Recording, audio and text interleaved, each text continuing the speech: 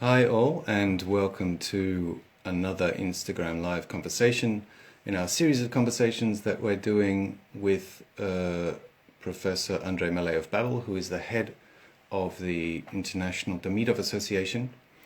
And today we're going to be talking about the relation between Demidov and film acting. And Andrei should be on his way to join us very soon. And we've had some wonderful conversations in the last couple of weeks, and we've got a bunch of questions today also about issues around film acting and the connection to the Demidov school, the Demidov technique. So we're going to be answering those questions. If you have any questions of your own, obviously please send them through, and we'll be very happy to take them, to talk about them. We want to talk a little bit also about the new two-year certificate program, which is launching in October. And because in that two-year program, there is quite a substantial element focused on film acting for film within the Demidov technique or through the Demidov school. So just let me check that Andrei is on his way.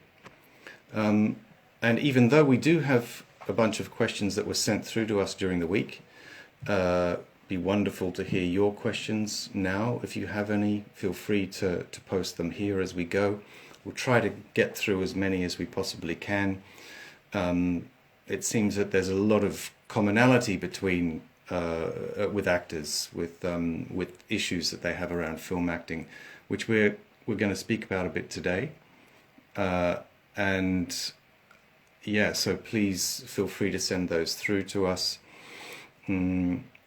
Next week, we'll be continuing our series of conversations, but we'll be on a different Instagram account. So, but Andrei should be joining us momentarily.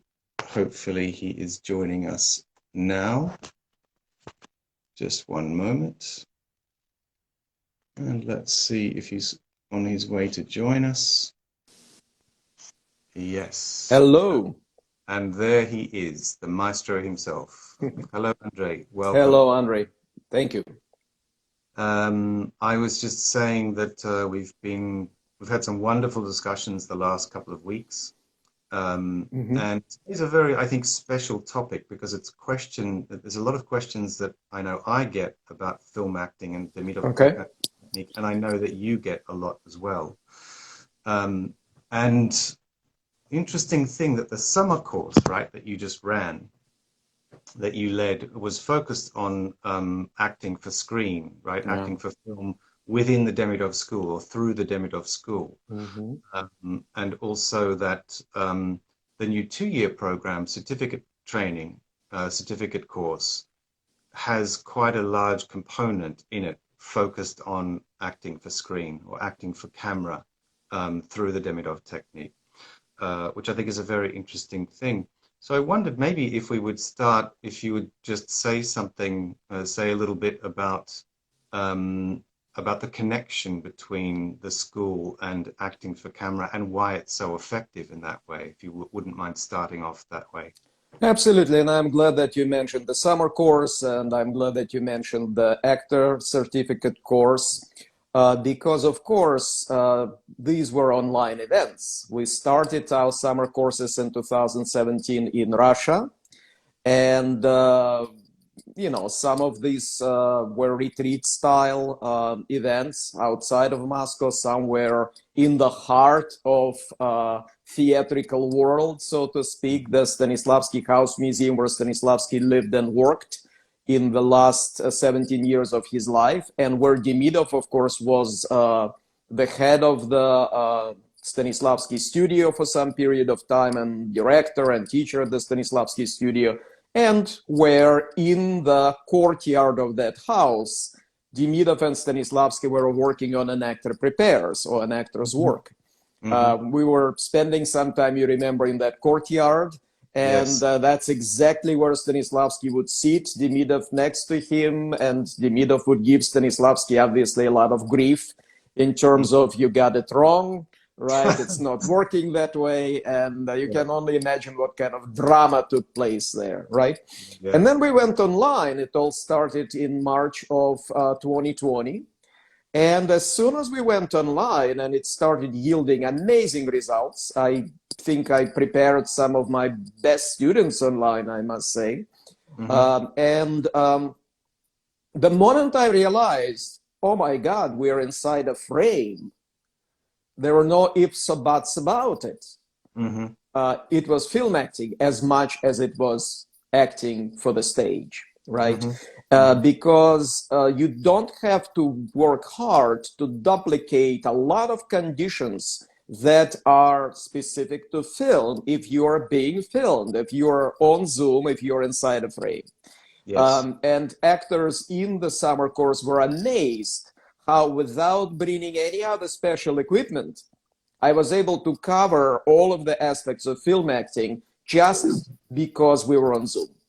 Yes. And so, needless to say, throughout these years now of being able to work on Zoom online, I developed a lot of strategies that have a lot to do with film acting. It all started, of course, many years ago when I began my collaboration with the Ringling College of Art and Design, which has digital filmmaking department, and their filmmakers and my actors were collaborating just as I was collaborating with the head of the digital filmmaking department.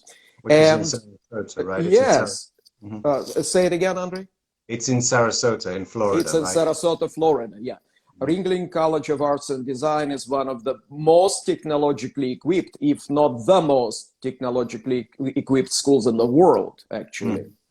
And so that collaboration also taught me a lot about film, as well as obviously filming many things throughout my career, be it live performances, be it feature films or documentaries that I participated in creating, and of course I read every textbook on film acting, only to find out that most of them got it completely wrong, right? Because of who is writing, because they're not specialists in acting. And so all of that experience, yes, is what brought me to offer screen acting as a component of this actor certificate course, which is launching on October 4th. Very soon. Right, very soon. And of course, you are participating in it because it has an amazing team of pedagogues, of teachers. Yeah, so go and check out the Demidov Association website, demidovassociation.com, and check out this course. It's absolutely unprecedented. We are basically booked now, so we're not selling this course, right? Some last moment auditioning may be possible, right? But really, we have an amazing group of actors already. Right. Just to remind people that it is an online course, right? It is an online course. Exactly. Yeah. It's a huge commitment. It's a 2-year course, right? It is all about doing something very important, automatizing the technique, making the technique your default, making sure that when you are on screen or on stage, it kicks in on its own. You don't have to apply it. You don't have to use tricks or devices anymore, right? Which is a great segue into our today's conversation, Andre, because a lot of questions that I'm anticipating about screen acting are going to have something to do with very isolated particular issues. And probably those asking those questions are expecting to hear, okay, use this device for this problem. Use that kind of device, that kind of trick for this particular issue, right?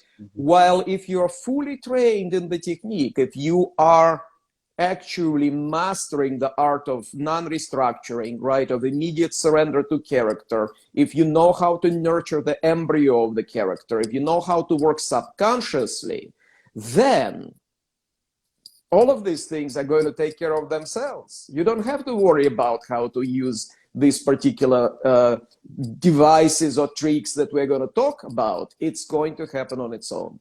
I see Bogdan is here. Hello, Bogdan. Bogdan is a wonderful actor from Poland who is passionate about the technique and who has been in every class that I taught probably offline, right? And also was a part of the experimental production of the Cherry Orchard, which we premiered at the Stanislavski House Museum in 2018, having worked for a year on that production, which was the first attempt in Russia to apply Demidov school to the development of a performance. And Bogdan was flying from Warsaw to every rehearsal that I conducted, right, and played fierce in that production. So I want to welcome Bogdan. Well, there you go. Dzień dobry, Bogdan. Bardzo mi miło. And that you have a wonderful, Polish actors. They're wonderful. They're going to fly wherever it is. Absolutely. Absolutely. So that's the segue, right? I am opening it all for questions, obviously, right? But at the very same time, I want to say that regular training, right, that we are offering through the association is the real key to be able to not worry about applying any of these things, but just enjoy absolute freedom in these very difficult conditions that we are going to discuss. Andrei, may I ask you to voice some of the questions, please? Absolutely. And as I've mentioned previously, a lot of the questions have some connection or have some commonality or familiarity. Absolutely.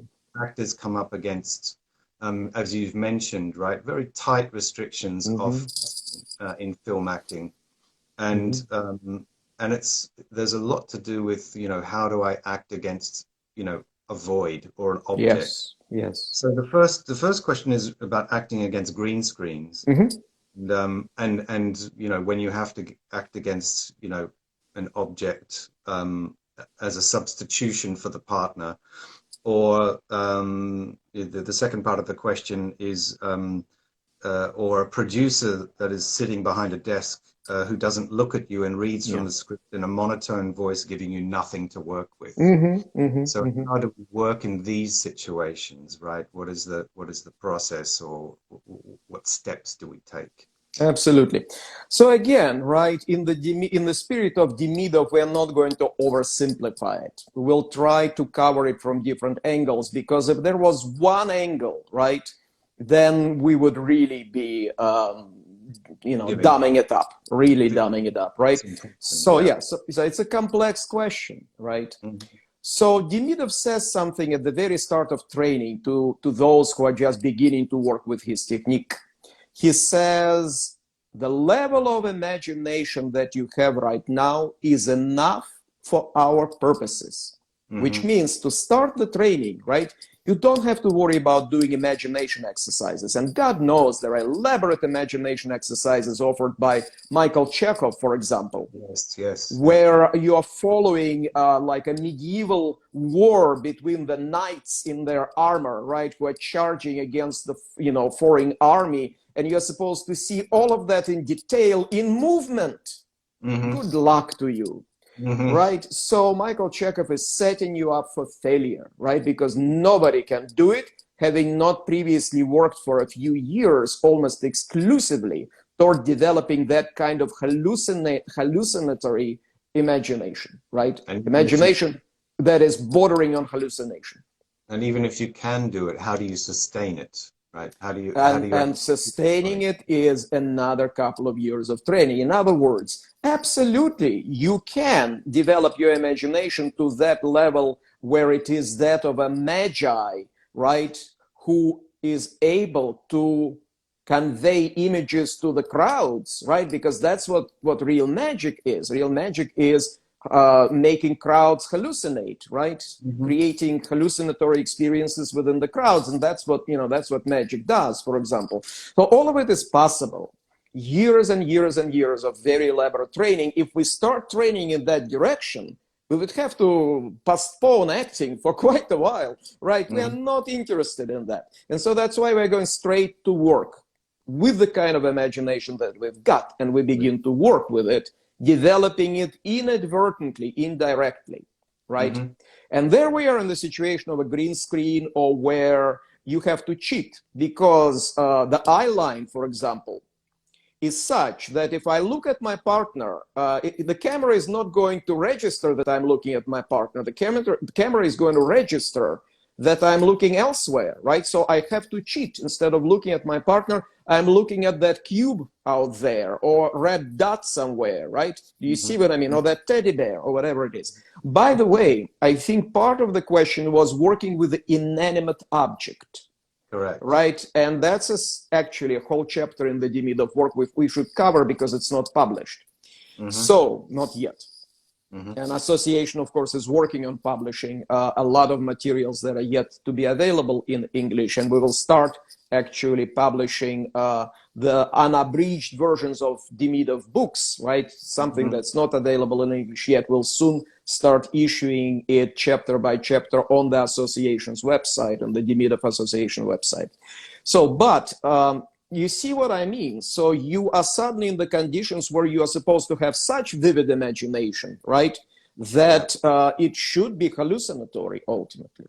Yes. Not necessary.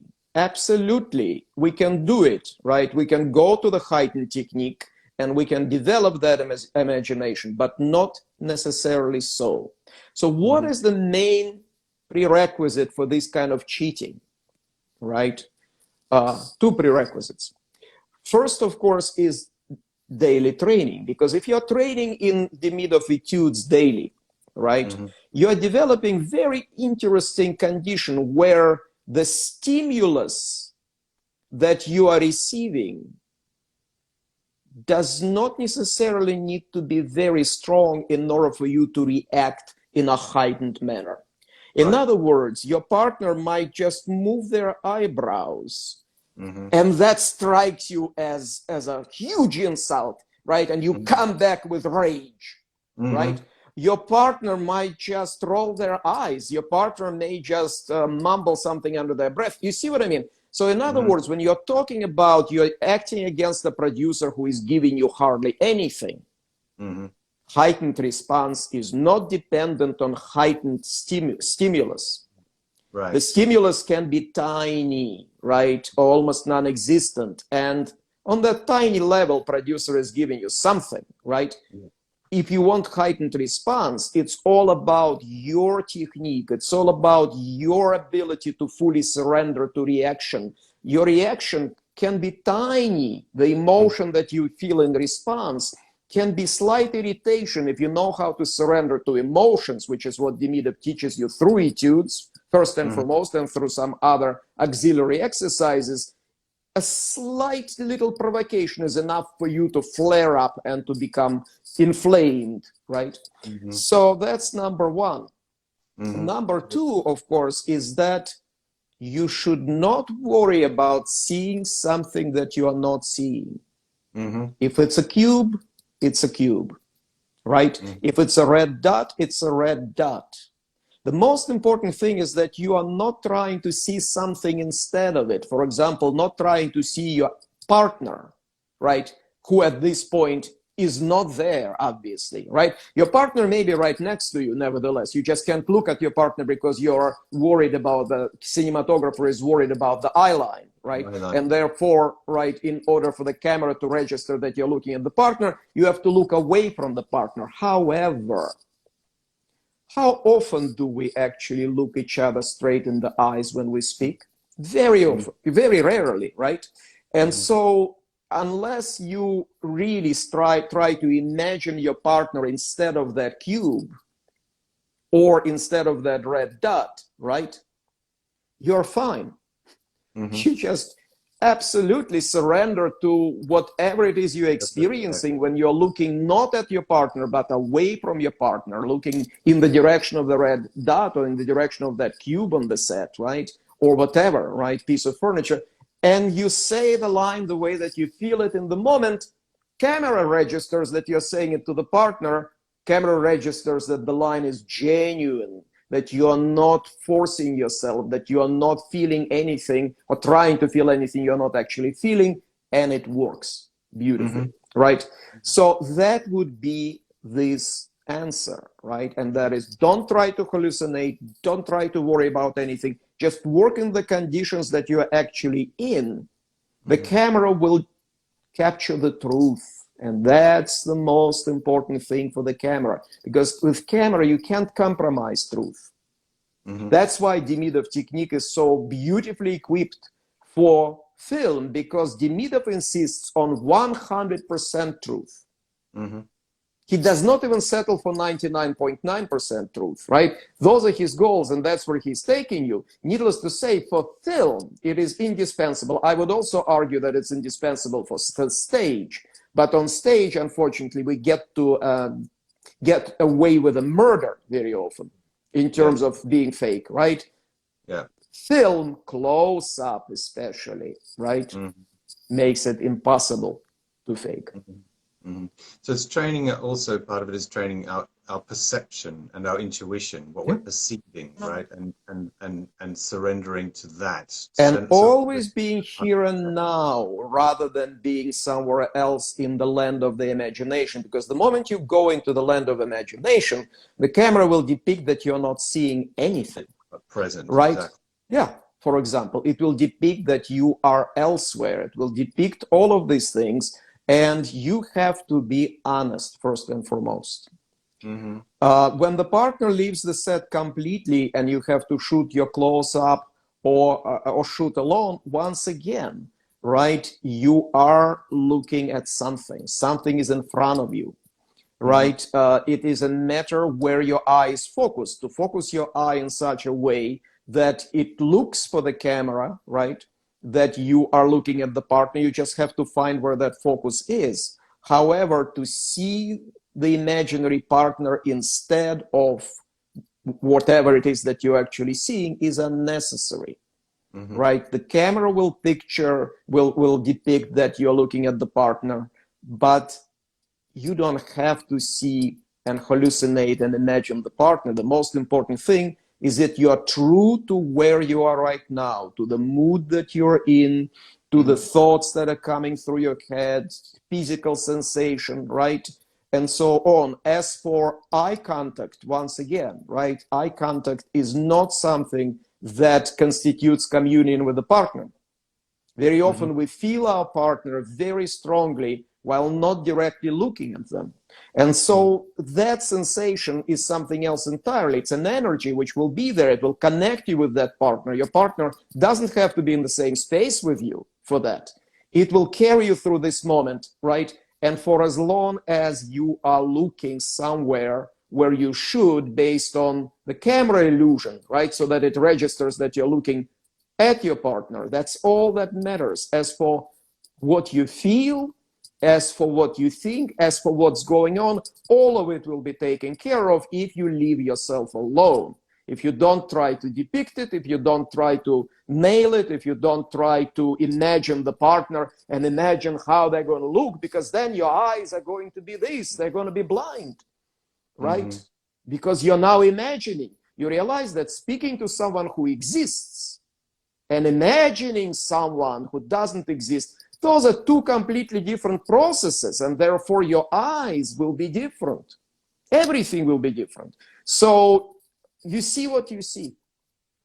And you see you see some part of the camera tripod, right? You see some part of whatever, right? And that is what's most important, is the kind of vibe that is there anyway, and the energy that is there anyway of your relationship with that person. And it's going to be there under one condition: if you're not trying to imagine that person, if you're not trying, if you are not forcing, if you are not false. Because trying and forcing creates falseness, first and foremost.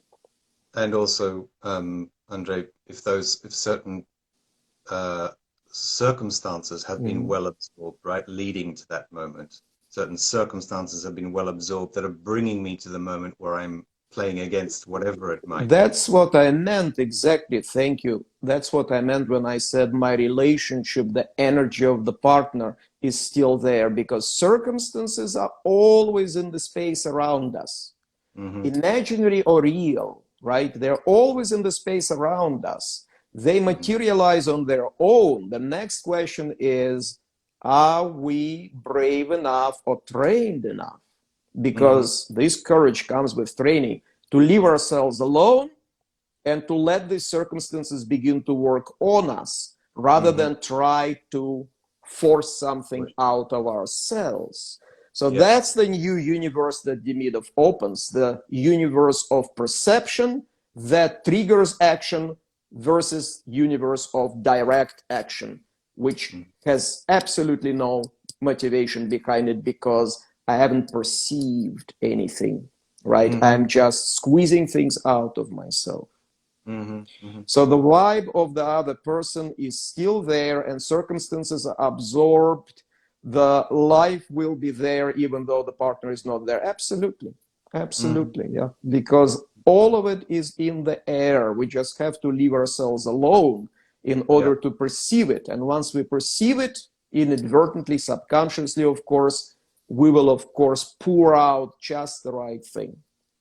The rest is not forcing any hallucination, right? Not forcing any, any efforts, right? And really being, right? Which is huge in film. Because in film, if you're not being, you are not real. And film depicts it immediately. In theater, we are not being, right? Unfortunately, we are constantly acting. We are constantly throwing ourselves at the partner, but really throwing ourselves at the audience. That's not being, right? That's all of these actions that Stanislavski kind of polluted our training with. And action will take care of itself. Stanislavski knew that emotion cannot be approached directly because it is a byproduct, right? He just didn't figure out that action also cannot be approached directly because it is equally a byproduct, right? It's not something you can directly apply or directly approach, right? It has to come on its own, just as emotion has to come on its own. And it took Demidov, with his degree in psychiatry, psychology, and physiology, to say, Mr. Stanislavski, action is no different from emotion. If you are saying you cannot go directly to the emotion, you have to say you cannot go directly to action, because they are both byproducts of something else. That beautifully brings us to one point, Andrei. I wonder if you would say something about the idea of, in film, that we have to do less, that we should do less, right? That it's different. That is not so. Thank you. That is not so. Look at your favorite film actors. They're not doing less. They're reacting. They're green lighting their reactions. Editors, film editors are constantly cutting to the reactor, to the actor who is reacting, right? The film editor is not going to keep the frame at the person who is talking for longer than a couple of seconds. They're immediately going to cut to the person who is listening. And the person who is listening, according to Demidov, must be reacting first and foremost. Demidov has this formula that I developed, right?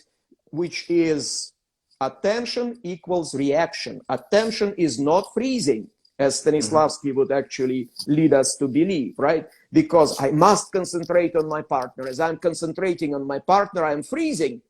I'm freezing for several reasons. First of all, Stanislavski said concentrate, so I'm doing my darnest to concentrate, not realizing concentration is involuntary.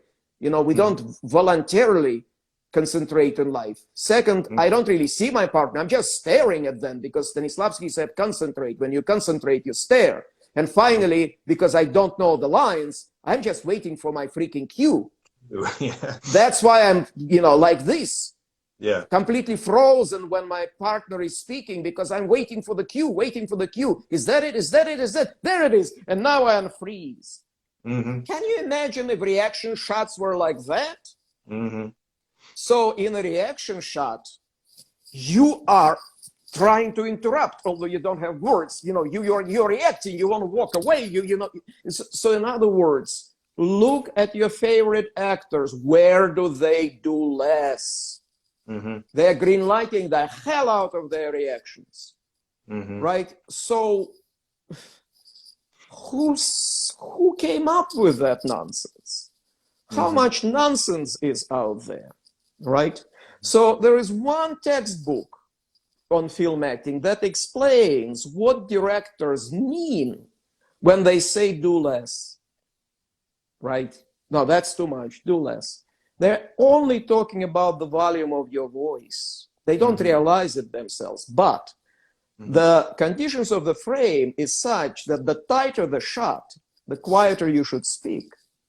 Because again, of the certain illusion of the camera. So what happens is if you are speaking loudly in a tight shot, right, the loudness of your voice contradicts the tightness of the shot, right? So you should drop the volume, which is something you can pre-assign, by the way, for every such occasion. That's another thing in Demidov that allows you to hit all of your marks and cheat and fulfill many other unnatural things without ever dropping out of character, is the art of assigning, right? So, and we'll talk about it separately today, but do you see what I mean? So they're not telling you to do less, they're telling you to speak quieter, right? And that's something else entirely, ultimately. And it's the kind of energy that we're channeling as well, right, Andre, for particular frames. Yeah. Not necessarily consciously, but this sense of that a particular quality of energy is appropriate for this kind of shot or this kind of distance, right? And particular quality of physical life as well, right? Because at the moment, right, I'm gesticulating. Can you see it? No.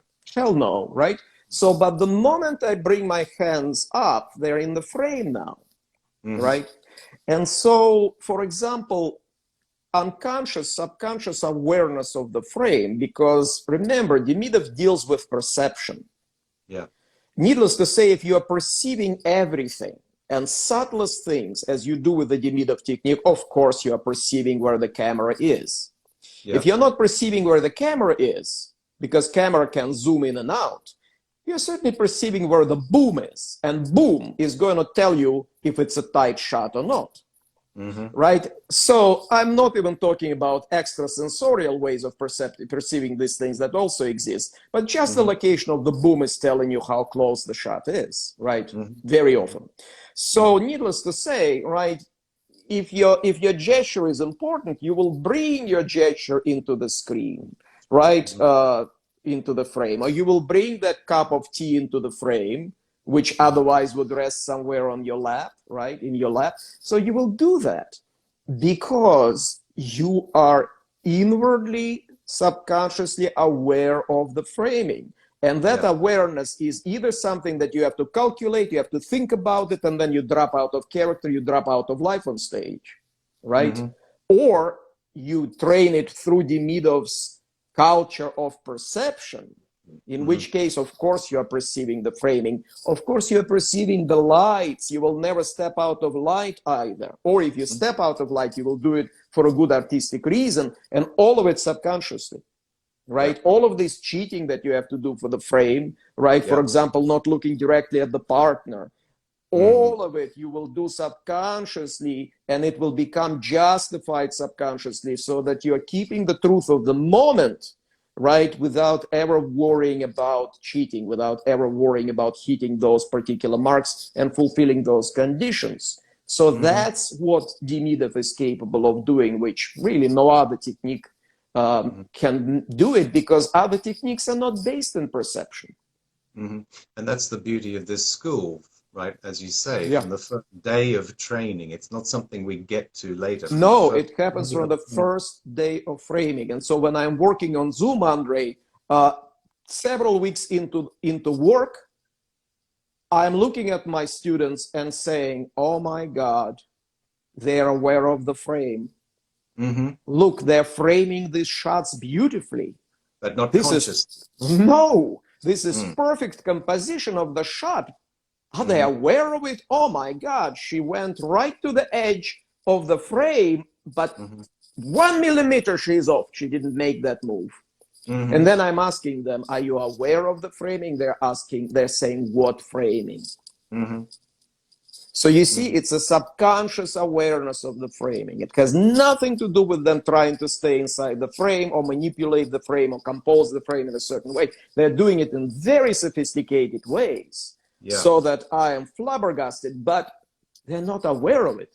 Just as my actors in Jean Anouilh's Antigone started playing with the light after the fifth performance, doing amazing things with the lighting, where if it was a very intimate moment and they needed an equivalent of a close-up, they would step into the light in such a way that this part of their face was lit and the eyes were really in close-up, and the lower part of their face may not have been lit. And I am thinking, my God, this is perfect.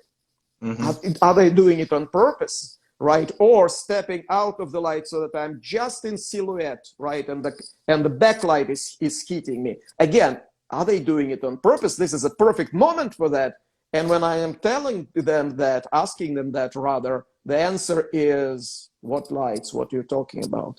We're not aware of any lights. We're just green lighting our urges. We're just doing what we feel like doing.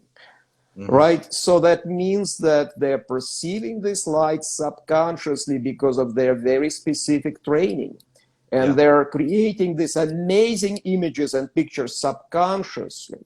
And that for film, right, is as important as it is for theater, of course. Plus, right, in film, stepping out of the frame, right, missing the frame, not being in the right part of the frame is much easier, obviously, than in theater, where the frame is huge.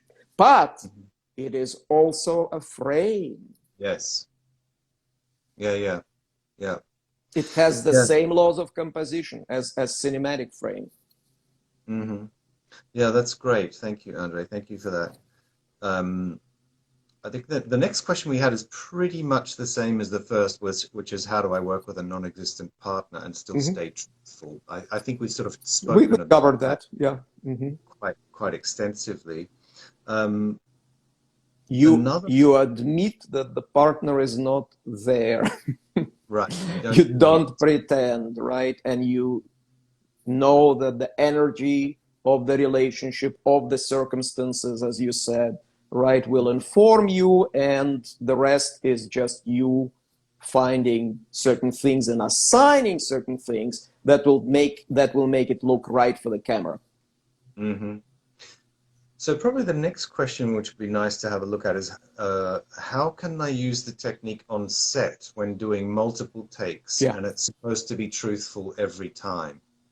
Which is quite a good question, right? Which is to do with repetition, which obviously we work a lot with in the school. So maybe you could say something about that. You said it. One of the number one aspects of the Demidov work is repetition. God knows it applies to multiple takes, just as it applies to rehearsing, just as it applies to performance, because what do we do but repeat?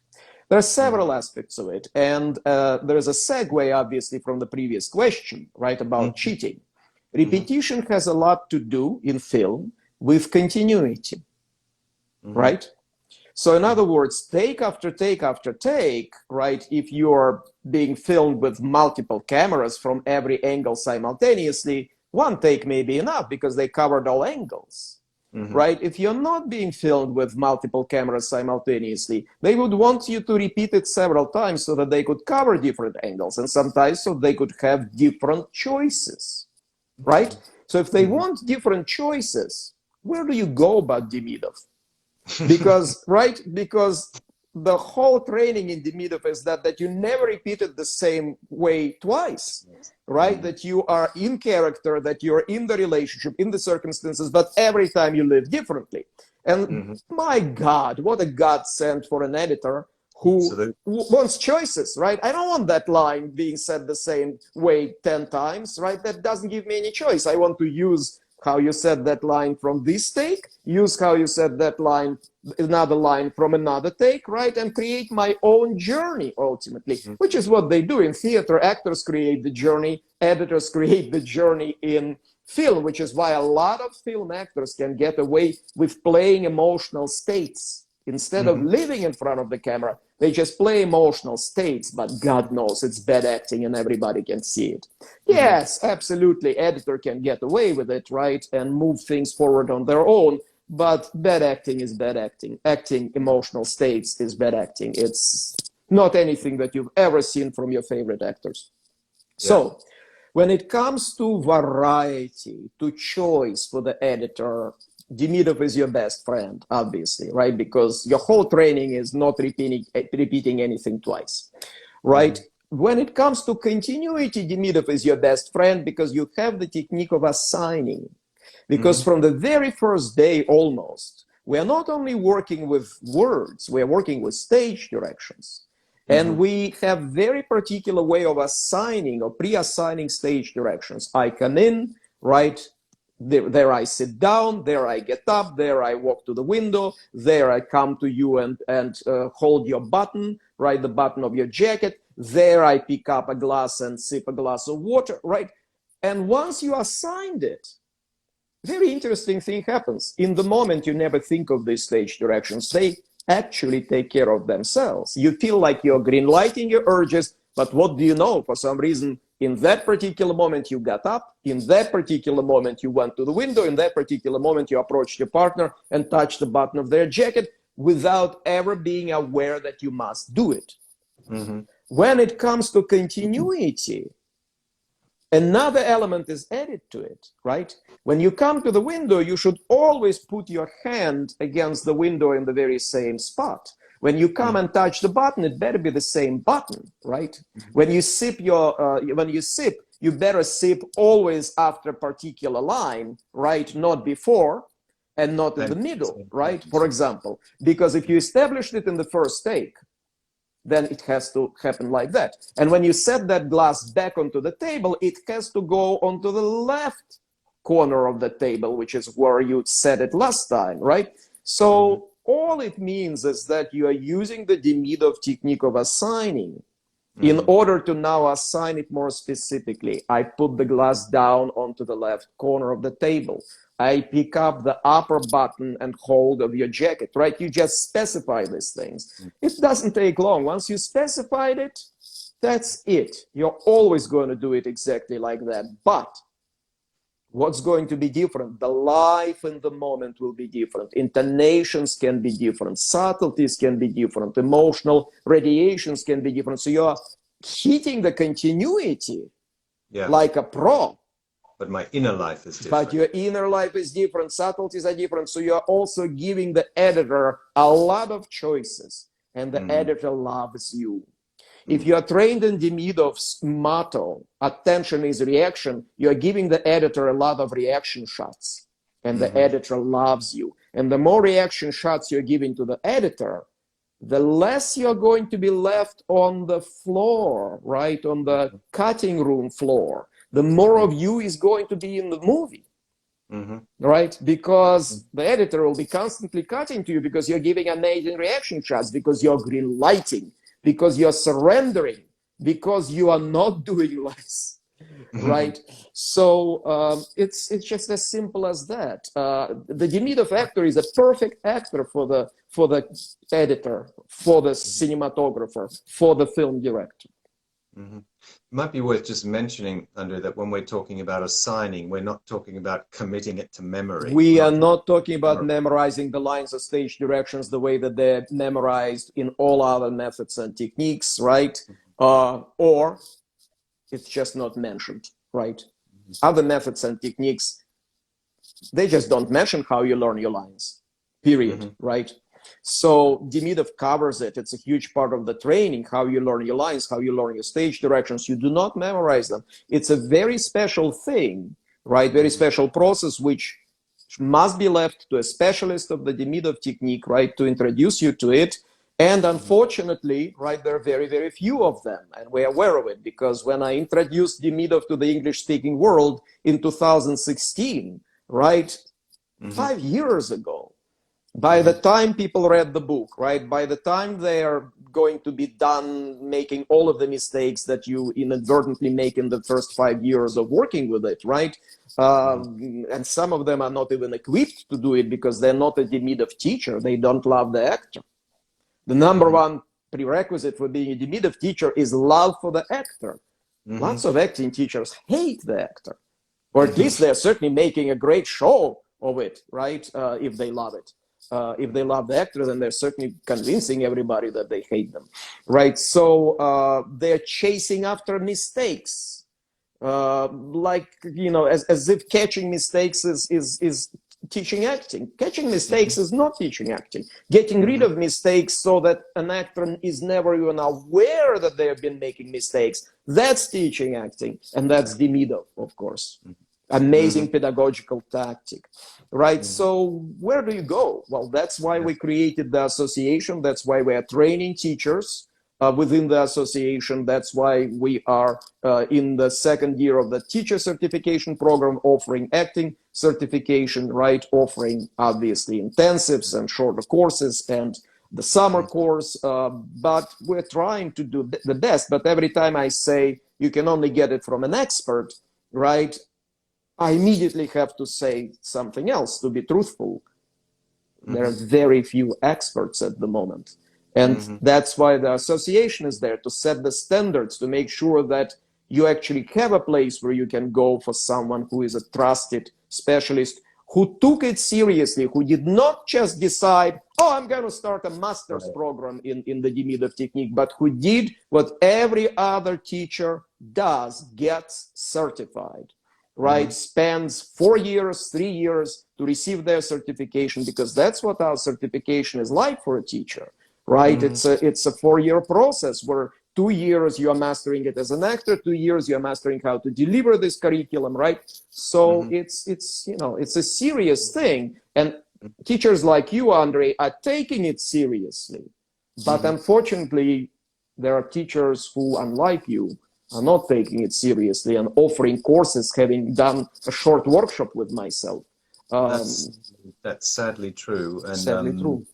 And, I mean, it happens. It's just that there's still this kind of toolbox mentality that exists in actor training, where I just pluck a bit of this and this and this and try to put it together.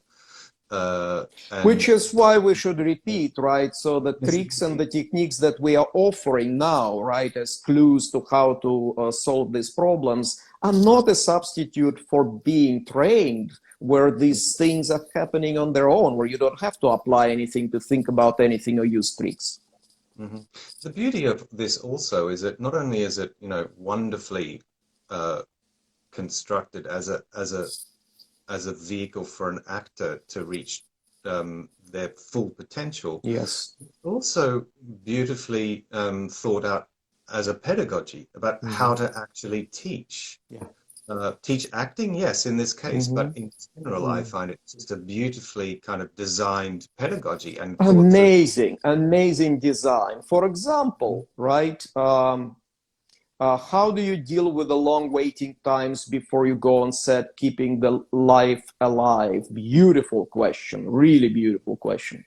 We will cover it, right? But to finish what we've said, right? Look, here I am, and I'm a teacher, and my actor just made a mistake, right? And I'm absolutely convinced that that's why they pay me big bucks, is to point out every mistake that the actor made. And I see mistakes, and I shut up about it. Shut up about it. And make sure that they are corrected without the actor ever knowing that they made the mistake. Because my main goal is to preserve the actor's faith in themselves, their faith in their powers, their faith in their talent.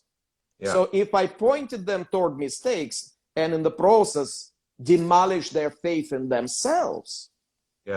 Which is so easy to do. What did I do? I just destroyed an actor. Right? So then what's the point of my work? Right? In medicine, everybody knows do no harm is #1 thing. Absolutely. By the way, how long does it take to go to medical school and graduate from medical school? 6 years, I think. And why is it that our teachers sometimes, right, are not taking any training to become a teacher? They may be a good actor, right? But who taught them to be a teacher? Who taught them to do no harm? Nobody.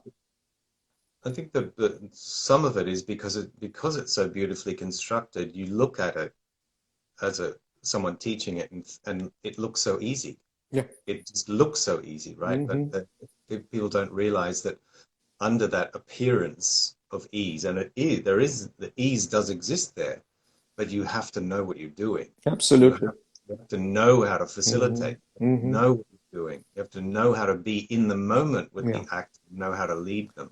And just experience alone is not enough. No, exactly. Anyway, So about maybe, the wait, yes, yeah. on a set, you will mostly be waiting, right? Most of the time is spent on a set waiting, waiting for them to set up a shot, waiting when that freaking sun appears, right? It disappears, waiting, waiting, waiting, because now they have a problem with that connection and the sound is not working right. So here comes Demidov's culture of calm, because the Hmm. most important thing is not to get restless, is not to get antsy, right? Because once you get restless, tense, nervous, that's it, right? Hmm. So that's it, right? We have very particular meditative techniques in Demidov, connected with the heightened, obviously, aspects of the technique, which I don't consider superior. I consider them icing on the cake, Hmm. right? Because the main thing is the Demidov etudes, the Demidov scales, the Demidov's basics, what we start with and what we never let go of, Hmm. right? And these exercises also help you to generate a lot of calm. Hmm. And so as a result, you are preserving your calm between the takes.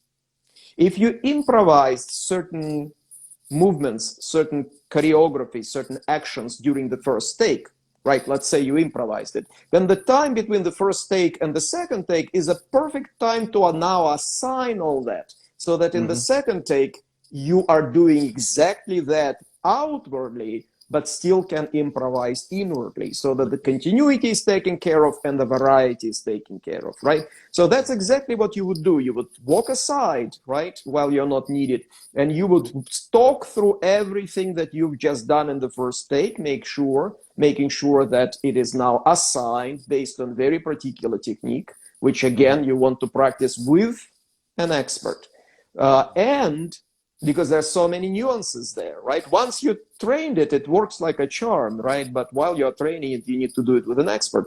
So, and that's another thing that you could be doing in between the takes, so that life doesn't fizzle Hmm. in between the takes. You may want to feel the magnetic presence of the circumstances in the space, and to feel them, you don't have to do some kind of extrasensory work. Sometimes you just very bluntly, very coldly name the circumstances to bring yourself to square one, because there's another thing happens with repetition. Once you lived through a take or a scene, you're at the end of that experience.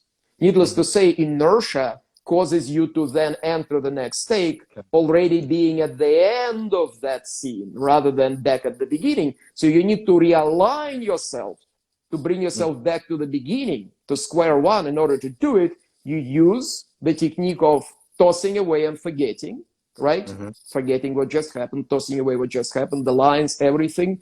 And of course, you use the technique of also resetting the circumstances, bringing the circumstances back to square one, because at the end of the scene, they're no longer at square one, right? Hmm. And that's Hmm. also something that you learn in class through the work on the etudes with a specialist, right? So again, I cannot think of another technique that is as perfectly equipped for the question that, to solve the issue that we just talked about. How do you deal with the long waiting times before you go, right? Because that's where actors go nervous. That's when they lose ease, calm, and that's they also where the life fizzles, right? Because the second part of the question, keeping the life alive, right? Hmm.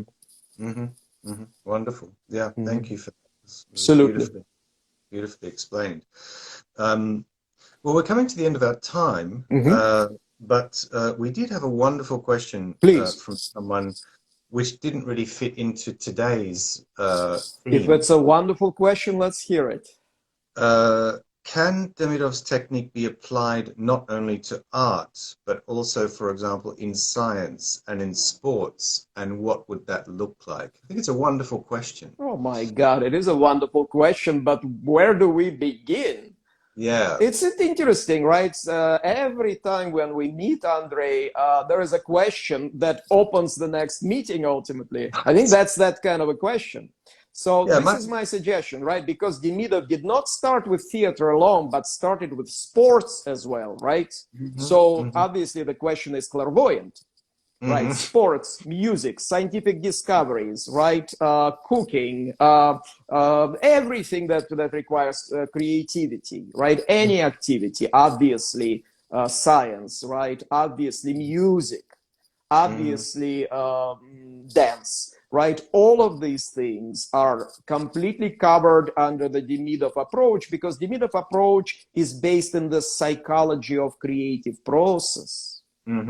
Psychology of creativity. So needless to say, it's applicable. Needless to say, it's applicable to every art form. Writing, creative writing, absolutely, right? Or scientific writing, academic writing, all of it is included. So, but because it's such a huge theme, may I suggest that next time, same time, next Saturday, we meet at the Demidov Association's account, which is at da_actors, right? And at DA_actors. Yes. So say it again, Andre. At DA_actors. Is that correct? Yes.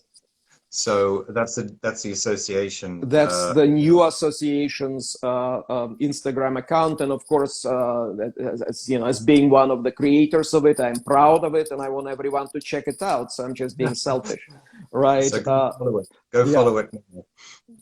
And follow it, of course, and follow it. So I'm hoping that once you come and hear us on that platform, right, so to speak, on that soil, you will follow the Demidov Association account, as you should be following Andrei Bizyorik's account, right, the Demidov Studio London account. Please follow it, because that's how you're going to get the news, that's how you're going to get some helpful materials, that's how you're going to get some announcements, and there's a lot of very helpful information there. So what that's a good idea. Suggest, right, is that we simply do it next Saturday and do it justice, because in the next 4 minutes, are we going to do that question justice? Of course not. Right. And if anyone has questions that they may have, right, about the creative process in general, it would be very helpful. Thank you, Andre. If you send us questions, right, you could send it to our Instagram accounts. You could send it to info@Demidov Association. info@Demidov Academy. That's our email. Thank you. info@demidovacademy.com. Right, you can send it there. You can send it to Andre, and your email is, Andre? Demidov Studio London @gmail.com. There we go. All one word. Exactly. So you can send it through. You can go onto our sites and just click a button, right, and send us these messages, send us these questions from basically any page of our websites. Right, so do it the way that's comfortable, but we depend on your questions, because the reason behind these talks is you, right? We want to make sure that we are not talking about things that you don't care about, right? That we are talking about the most pressing issues, the hottest questions, and that we are helping you, right, the best we can to resolve them, right? So that's why every question that we covered comes from you. And we would be very grateful if you tell us what you're thinking about, what you are working with, what's going on, right? So that we could help the best we can. And it doesn't have to be related to that particular session's topic, right? If you just have a question about your own experience about acting, or questions about the Demidov School, we're very happy to include those. So thank you. Probably should wrap it up. Yeah. Thank you again, Andre. It was again a wonderful experience, and really look forward to seeing you and seeing everyone again next week. And thank you, Andre, for facilitating and participating. Always a pleasure. Take care. We'll see you soon. Bye-bye. Bye-bye. See you soon.